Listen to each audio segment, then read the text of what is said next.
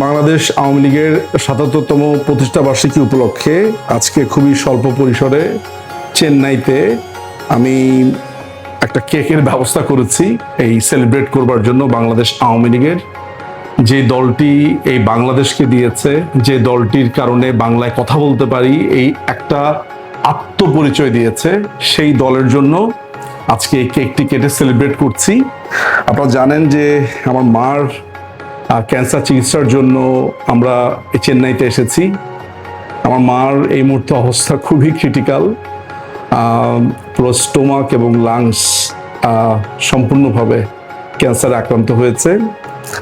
তারপরেও এই দেশ, এই দল, এটার কথা বলতে হবে। এই কষ্টের মধ্যেও এই কেক কাটছি, এই সেলিব্রেট করছি। যারা ভক্তরাগী আছে, যারা তৃণমূলের যারা আছে, তাদের যে পরিশ্রম, তাদের পরিশ্রমকে সেলিব্রেট করছি। হ্যাপি বার্থডে বাংলাদেশ আওয়ামী লীগের ৭৭ বছর।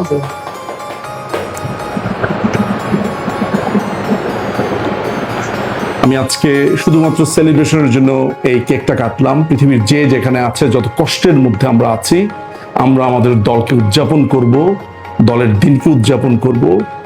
আমাদের এই দল আবার বাংলাদেশকে দেখে রাখবে। এটাই আওয়ামী লীগ, এটাই আওয়ামী লীগের শক্তি। আমরা শেষ হই না, বিনাশ হই না। আমাদেরকে বিনাশ করা অসম্ভব। জয় বাংলা, জয় বঙ্গবন্ধু। বাংলাদেশ চিরজীবী হোক। জয় শেখ হাসিনা, জয় বাংলাদেশের মেহনতি মানুষ। জয় বাংলা, জয় বঙ্গবন্ধু।